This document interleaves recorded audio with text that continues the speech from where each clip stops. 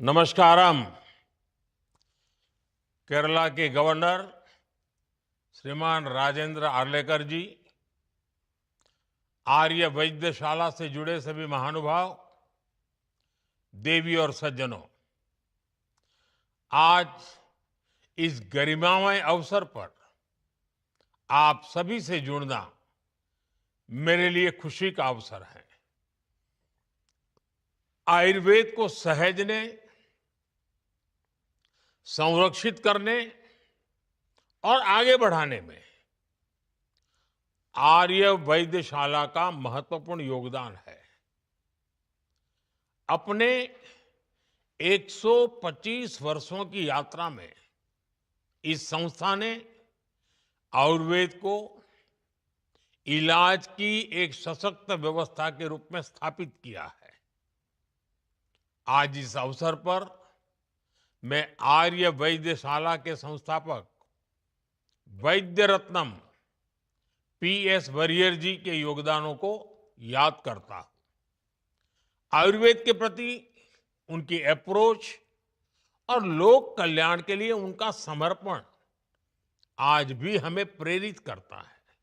साथियों, केरला की आर्य वैद्यशाला भारत की उस उपचार परंपरा का जीवंत प्रतीक है जिसने सदियों से मानवता की सेवा की है।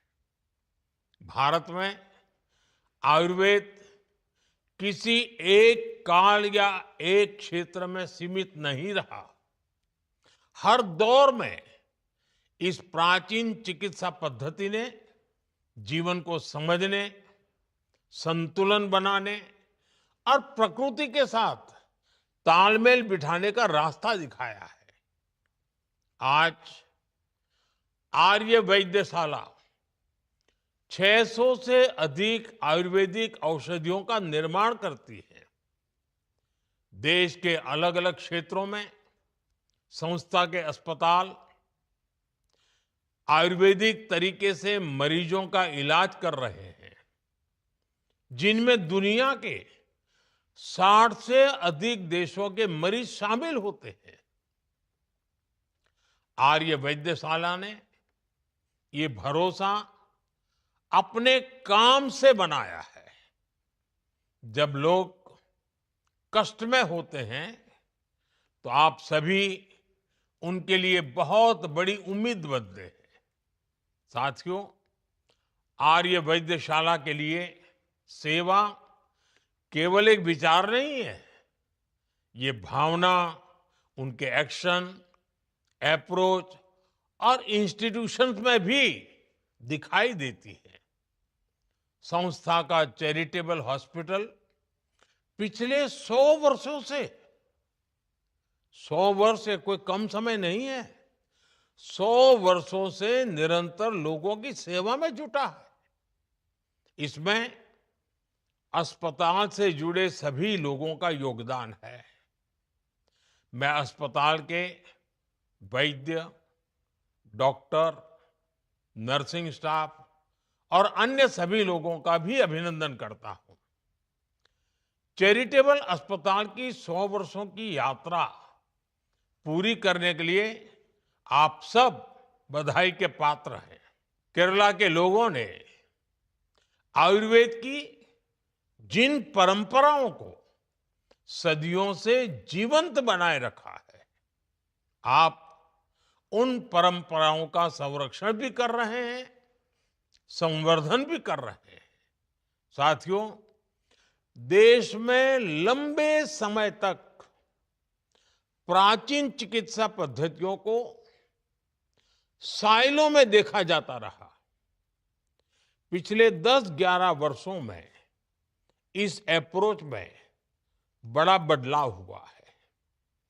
अब स्वास्थ्य सेवाओं को होलिस्टिक नजरिए से देखा जा रहा है। आयुर्वेद, यूनानी, होम्योपैथिक, सिद्धा और योग, इन सब को हम एक अम्ब्रेला के नीचे लाए हैं और इसके लिए विशेष तौर पर आयुष मंत्रालय बनाया गया है। हमने प्रिवेंटिव हेल्थ पर निरंतर फोकस किया है। इसी सोच के साथ नेशनल आयुष मिशन लॉन्च किया गया। 12,000 से अधिक आयुष वेलनेस सेंटर्स खोले गए। इन सेंटर्स में योग, preventive care, community health services, ये सब कुछ उपलब्ध कराई जाती है। हमने देश के अन्य अस्पतालों को भी आयुष सेवाओं से जोड़ा। आयुष दवाओं की रेगुलर सप्लाई पर भी ध्यान दिया। इसका उद्देश्य साफ है कि भारत के परंपरागत चिकित्सा, इस ज्ञान का लाभ देश के कोने कोने के लोगों को मिले। साथियों, सरकार की नीतियों का स्पष्ट प्रभाव आयुष सेक्टर पर दिखाई दिया है। आयुष मैन्युफैक्चरिंग सेक्टर तेजी से आगे बढ़ा है और इसका विस्तार हुआ है। भारतीय पारंपरिक वेलनेस को दुनिया तक पहुंचाने के लिए सरकार ने आयुष एक्सपोर्ट प्रमोशन काउंसिल की स्थापना की है। हमारी कोशिश है कि आयुष प्रोडक्ट्स और सर्विसेज को ग्लोबल मार्केट्स में बढ़ावा मिल सके। इसका बहुत सकारात्मक प्रभाव भी हम देख रहे हैं।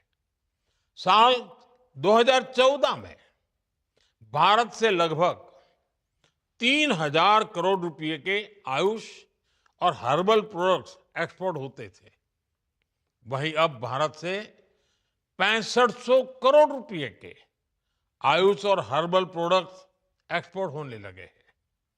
इसका बहुत बड़ा फायदा देश के किसानों को भी हो रहा है।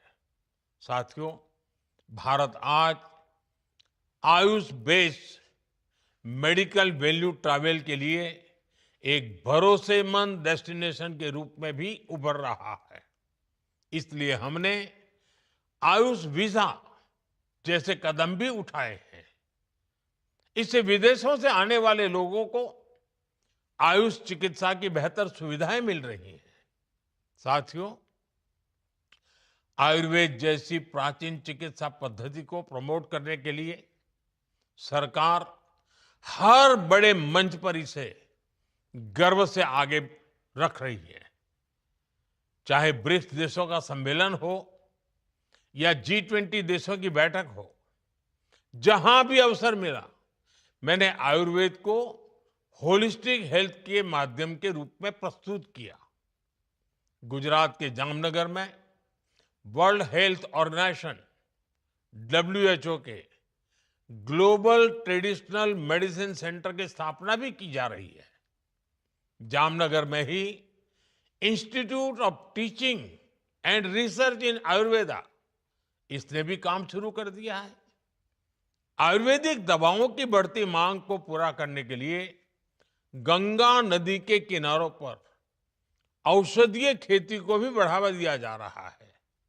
साथियों, आज मैं आप सभी से देश की एक और उपलब्धि साझा करना चाहता हूं।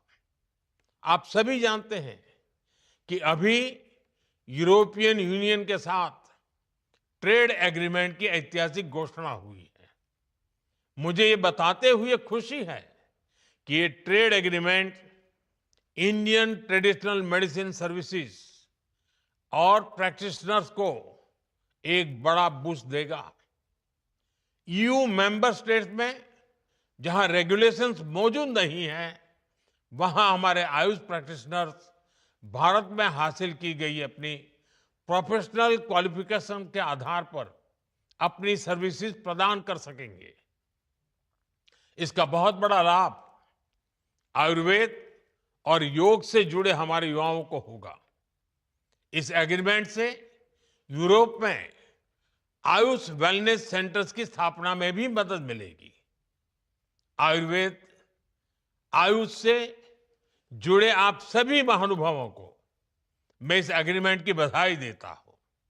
साथियों, आयुर्वेद के माध्यम से भारत में सदियों से इलाज का काम होता रहा है, लेकिन यह भी दुर्भाग्य रहा है कि हमें देश में और ज्यादातर विदेशों में लोगों को आयुर्वेद का महत्व समझाना पड़ता है।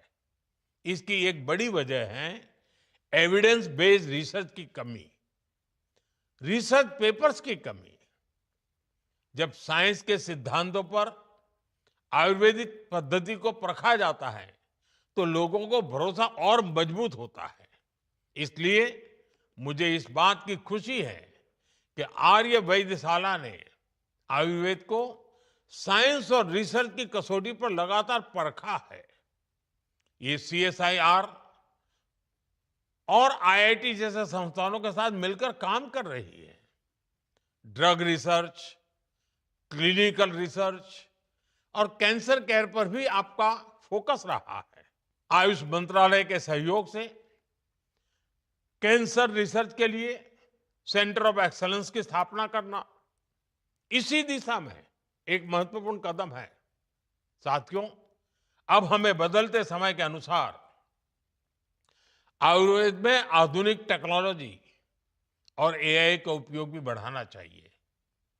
बीमारी की संभावनाओं का पता लगाने के लिए अलग अलग पद्धतियों से इलाज के लिए काफी कुछ इनोवेटिव किया जा सकता है। साथियों, आर्य वैद्यशाला ने दिखाया है कि परंपरा और आधुनिकता साथ चल सकती है और स्वास्थ्य सेवा लोगों के जीवन में भरोसे का आधार बन सकती है। इस संस्था ने आयुर्वेद की पुरानी समझ को सहेजते हुए आधुनिक जरूरतों को अपनाया है। इलाज को व्यवस्थित बनाया गया है और मरीजों तक सेवाएं पहुंचाई गई हैं। मैं आर्य वैद्यशाला को इस प्रेरक यात्रा के लिए फिर से बधाई देता हूं। मेरी कामना है कि यह संस्था आने वाले वर्षों में भी इसी समर्पण और सेवा भावना के साथ लोगों के जीवन को बेहतर बनाती रहे। बहुत बहुत धन्यवाद। नमस्कारम।